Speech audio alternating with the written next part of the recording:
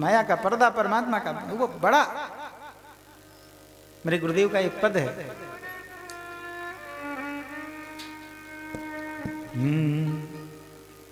अब तो पर्दा हटा मुरली वाले, तुझसे मिलने को जी चाहता है। पर्दा हटा मुरली वाले, तुझसे मिलने को जी चाहता है। आज समय पूरा हो गया है, इसलिए आज नहीं अगले दिन सुनाएंगे ये पद। अभी सुखदेव जी का आगमन होना है। हमारे कमल जी कब से सुखदेव जी को बहला फुसला रहे हैं, सुखदेव जी यहाँ आने के लिए तैयार बैठे हैं। वो तो कमल जी उनको समझा बुझा के वहाँ रोके हुए हैं, नहीं तो यहाँ कब के आ गए होते। तो आगे चले हम लोग। भगवान के चरणों में प्रार्थना की है पितामह भीष्म ने। पितामह भीष्म अपनी बुद्धि को परमात्मा के चरणों में समर्पित करते हैं। जय जय श्री राम। और पितामह अपने प्राणों का उत्सर्ग करते हैं, अपने प्राण भगवान के चरणों में समर्पित करते हैं। उत्तरा के गर्भस्थ बालक की रक्षा की है भगवान ने। अंगूठे के पोरवा के बराबर अपना स्वरूप बना करके उत्तरा के गर्भ में प्रवेश किया है और प्रवेश करके सुदर्शन चक्र से घूम घूम कर उत्तरा के गर्भस्थ बालक की ब्रह्मास्त्र से रक्षा की है। परीक्षित जी का जन्म हुआ। परीक्षित जी का जन्म प्रायः मृतवत हुआ था। भगवान ने इनको जीवन प्रदान किया है। उसके बाद भगवान कुंती बुआ के दुख को दूर करते हैं, लौटकर द्वारिका जाने के लिए तैयार हैं। पुनः द्वारिका गए हैं, अर्जुन गए हैं साथ में। छोड़कर अर्जुन जब लौट के आए हैं तो अर्जुन ने देखा, अर्जुन बड़े विक्षिप्त थे।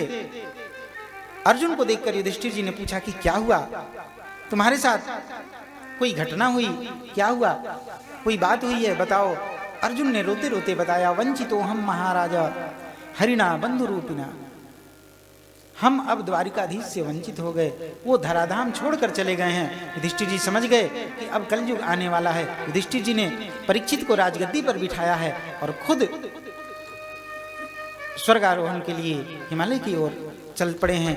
तब के लिए इधर धीरे धीरे समय बीता है। एक दिन परीक्षित जी कुरजांगल प्रदेश में शिकार खेलते खेलते गए हैं। यहाँ इन्होंने देखा एक काला कलूटा पुरुष एक वृषभ को मार रहा था। इनको क्रोध आया और क्रोध में इन्होंने धनुष पर बाण चढ़ाकर प्रत्यंचा खींच ली, उसको मारने के लिए तैयार हो गए। मेरे राज्य में इस प्रकार के अधर्म के कार्य करने वाला ये कौन है? इति लंघित मर्यादा।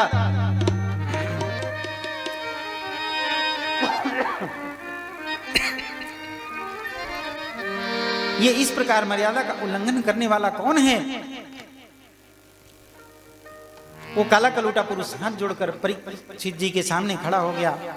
बोले, जिस प्रकार सतयुग के बाद त्रेता, त्रेता के बाद द्वापर, द्वापर के बाद कलियुग का आना निश्चित है, मैं कलियुग ही हूं। अब मेरा समय आ गया है, ये तो मैं अपने धर्म का पालन कर रहा हूं। परीक्षित जी ने कहा, तू अपने धर्म का पालन कर रहा है तो तू मेरे राज्य से बाहर चला जा और वहां जाके अपने धर्म का पालन कर। कलियुग ने कहा कि प्रभु, पूरी पृथ्वी पे आपका राज्य है, मैं कहां जाऊंगा?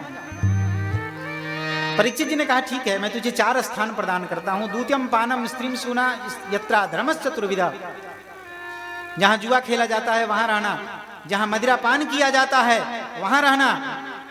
द्वितीयम पानम स्त्री सुना, जहां स्त्रियों का अपमान होता है वहां रहना, और जहां वध हत्या होती है वहां तू निवास करना। बोले, आपके राज्य में ये चारों ही नहीं है, अब कहां जाऊं? पुनश्च याचमानाया जात रूप मदात प्रभु, ततो नृतम मदम कामम रजो वैरम च पंचमम। एक 5वां स्थान दिया। कौन सा? कंचन में, सोने में वास दिया है, रजो वैरम च पंचमम। जय जय श्री राम। और परीक्षित जी के मस्तक पर कलयुग बैठ गया। कलयुग अट्टहास करने लगा है। वहां से श्री परीक्षित जी चले हैं। रास्ते में श्री जय जय श्री राम, रास्ते में एक ऋषि बैठकर तप कर रहे थे। यहाँ आए हैं परीक्षित जी, पानी की याचना की है, प्यास लगी है, पानी दो। इनकी समाधि नहीं खुली। परीक्षित जी ने एक मरा हुआ सर्प उठाकर इनके गले में डाल दिया है। इनके पुत्र को जाकर किसी ने बताई कि तुम्हारे पिता के गले में मृत सर्प किसी ने डाल दिया है। इनके पुत्र ने शाप दिया, इति लंघित मर्यादा तक्षक सप्तमेहनि, जिसने भी इस मर्यादा का उल्लंघन किया है उसको 7वें दिन तक्षक काटेगा। रिसीवर को पता चला तो इन्होंने अपने शिष्य को भेजा है कि जाओ राजा परीक्षित को बता दो कि उनको 7वें दिन तक्षक काटने का शाप लग गया है। परीक्षित जी आकर प्रायश्चित करने की सोच रहे थे। उन्हें मालूम हुआ कि तक्षक काटने का शाप लगा है। परीक्षित जी अपना सारा राजपाट छोड़कर वन में चले जाने के लिए तैयार हुए हैं। गंगा किनारे आए हैं। डरडार दीजिए उठी राह लीजिए, जिस राह में साहिब पाइए। श्री परीक्षित जी गंगा किनारे आए हैं। परीक्षित जी को सांप लगा है। इसी बहाने परीक्षित जी को श्री सुखदेव जी श्रीमद् भागवत जी की कथा सुनाएंगे। ये सब संत ऋषि जानते हैं। सब लोग धीरे धीरे एकत्रित होने लगे हैं। अत्रि वशिष्ठ च्यवना श्रद्धा नरिष्ठ नेमि भृगुरंगिराश्च पराशरो गाधिसुतोत राम उतस्थ इंद्र प्रमदे त्वमाहो। ऐसे बड़े बड़े ऋषिगण संतगण उस सभा में आने लग गए हैं। सब लोग आके बैठते जा रहे हैं। कोई कुछ सुना नहीं रहा। अरे आप लोग परीक्षित के उद्धार के लिए आए हैं, कुछ सुनाओ। बोले नहीं, हम सुनाने लग जाएंगे तो सुखदेव जी आएंगे और आकर चुपचाप बैठ जाएंगे। हमें तो उनके मुख से आज यहाँ सुनना है। सब लोग बैठे थे, इंतजार कर रहे थे। इंतजार करते करते इंतजार की घड़ी समाप्त हुई। सबके देखते देखते तत्रा भवद भगवान व्यास पुत्रो यदीक्षया गामटमानो नपेक्षा अलक्षलिंगो निजलावतुष्टो वृद्धश्च बालैरवधूतवेशः। सबके देखते देखते वहाँ श्री भगवान व्यास जी के पुत्र श्री सुखदेव जी आए हैं। तम द्वयष्टवर्षः सुकुमार पाद। देखने में 8 वर्ष कैसे लग रहे हैं, उम्र है 16 वर्ष की। ऐसी कोमल श्री सुखदेव जी आए हैं। देखा है सबने खड़े होकर स्वागत किया है। बोलिए श्री सुखदेव जी भगवान की जय।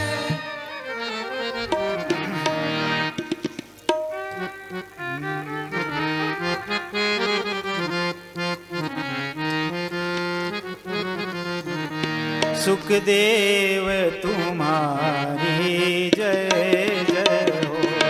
सुखदेव तुम्हारी जय जय हो। सुखदेव तुम्हारी जय जय हो। सुखदेव तुम्हारी जय जय हो। परीक्षित तुम्हारी जय जय हो। परीक्षित तुम्हारी जय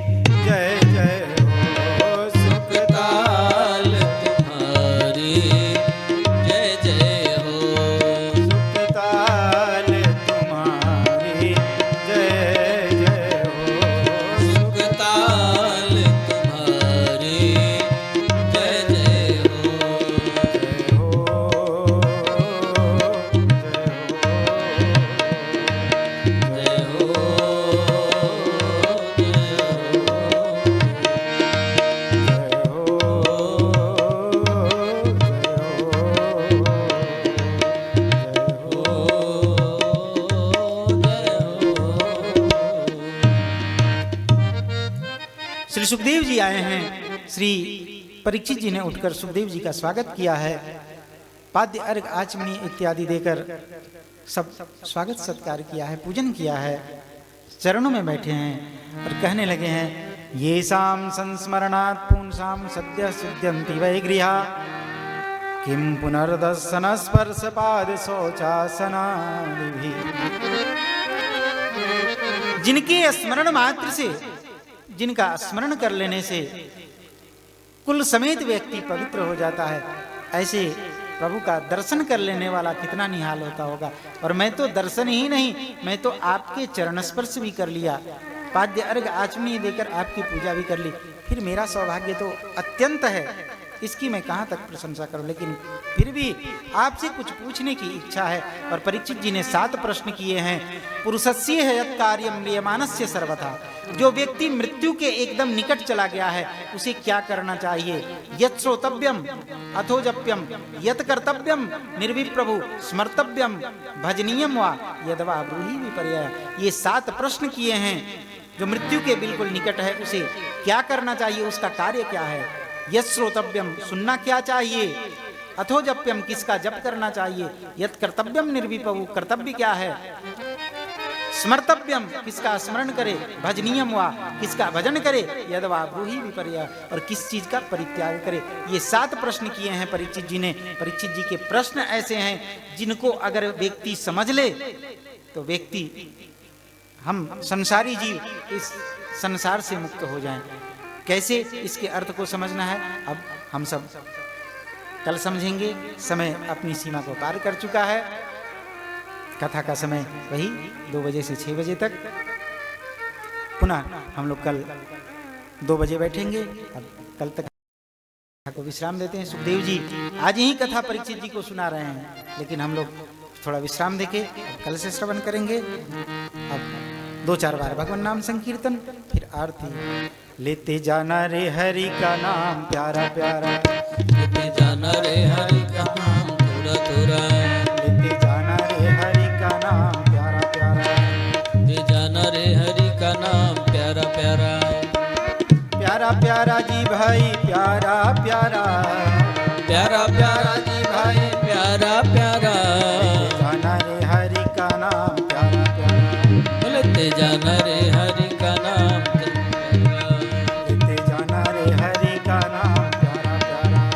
लेते जाना रे हरि का नाम प्यारा प्यारा, लेते जाना रे हरि का नाम प्यारा प्यारा, लेते जाना रे हरि का नाम प्यारा प्यारा, लेते जाना रे हरि का नाम प्यारा प्यारा, आते जाना रे हरि का नाम प्यारा प्यारा, लेते जाना रे हरि का नाम प्यारा प्यारा।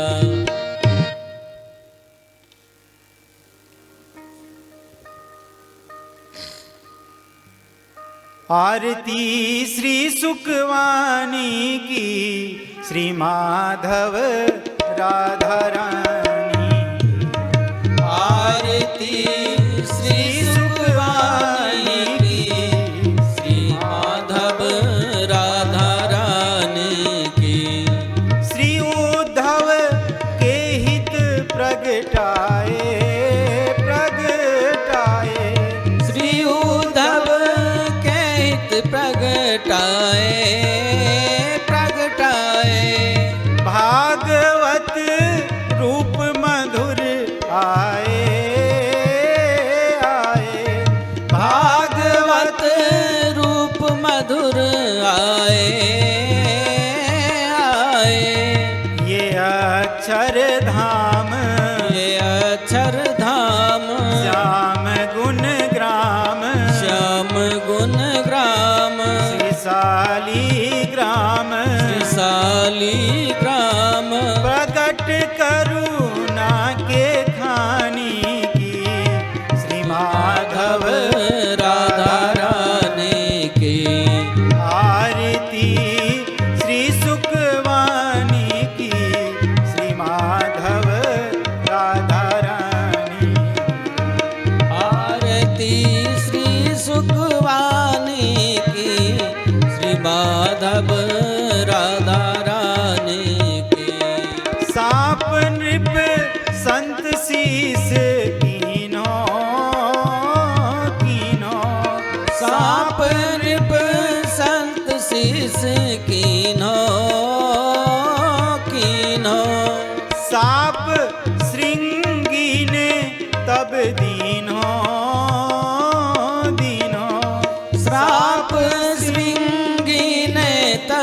दीनो दीनो कटे तक्षक कटे तक्षक काल भक्षक काल भक्षक नहीं रक्षक नहीं रक्षक 7 दिन अवधि ठानी की श्री माधव राधा रानी की आरती श्री सुखवानी की श्री माधव राधा रानी की आरती श्री सुखवानी की श्री माधव राधा रानी की तराइस से ही धुंधकारी धुंधकारी तराइस से ही धुंधकारी धुंधकारी किए सब पाप दुराचारी दुराचारी किए सब पाप दुराचारी दुराचारी भागवत शरण भागवत शरण बड़ा चरण बड़ा चरण संत गो करण संत गोकरण पठाए हरि रजधानी की श्री माधव राधा रानी की आरती श्री सुखवानी की श्री माधव रानी की दुखित थे बहुत ज्ञान वैराग्य वैराग्य दुखित थे बहुत ज्ञान बैराग बैराग भक्ति के जाग उठे तब भाग्य तब भाग्य भक्ति के जाग उठे तब भाग्य सनकादिक आए सनकादिक आए भागवत गाए भागवत गाए नारद ही सुनाए नारद ही